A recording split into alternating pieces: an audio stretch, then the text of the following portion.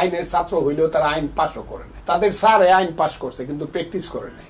আসিফ নজরুল এখন 22 বছর বলে আর 12 বছর চাও যাতে তোমাদের বয়স 33 হয়, গ্রেট আলেকজান্ডার হইব তোমরা। এবং এটা প্রতিষ্ঠিত হবে, এই কোর্টে বিচার হবে না, কারণ এই কোর্টে মুক্তিযুদ্ধের অপরাধীদের বিচার হয়েছে, এদের বিচার এই কোর্টে হতে পারে না। রাশেদ খান মেননের বিচার কি কাদের মোল্লার সাথে হবে নাকি?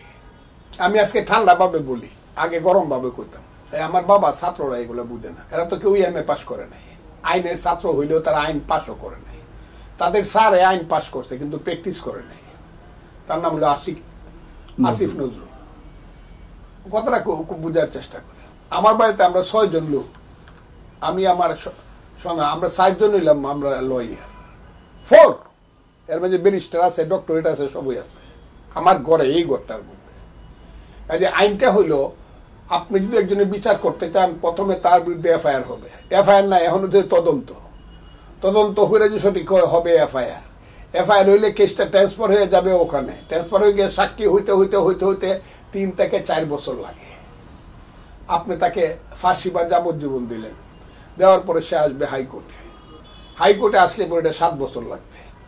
আমি আপনাকে উদাহরণ দিই, বাবর সাহেবের কেসটা শুরু হয়েছে 8 সনে, তার ফাঁসির অর্ডার হয়েছে 14 সনে, 24 সনে আইসে সে খালাস পাইলে, কারণ 10 বছর তার কেসটা এসে আটকা রয়েছে কোথায়? হাইকোর্টে। এখনো কিন্তু সুপ্রিম কোর্ট রয়ে গেছে, আপিলের ডিভিশন। অর্থাৎ যাবজ্জীবনের কারাদণ্ড কনফার্ম করতে অথবা ফাঁসি কনফার্ম করতে মিনিমাম 15 থেকে 20 বছর লাগে। তারা কি চায় 15 থেকে 20 বছর বিনা ভোটে এই দেশটা থাকবে এবং তারা ক্ষমতায় থাকবে? এটা তো বড় মজার কথা। বাবারা, তোমরা এটাতে থাকতে চাও 15-20 বছর, এখন 22 বছর বলে আর 12 বছর চাও যাতে তোমাদের বয়স 33 হয়, গ্রেট আলেকজান্ডার হইব তোমরা। কি কন আপনি? বিচার তো বিচারের মতো হবে, কোর্ট থাকবে, কাছারি থাকবে, পুলিশ থাকবে, সাক্ষী থাকবে। এরা কি বিচার করবে? যে এরা যে বলে যে ইলেকশন, এরা কি বিচার করবে? আর এই কোর্টে বিচার তো আমি মানি না, আমি বললাম।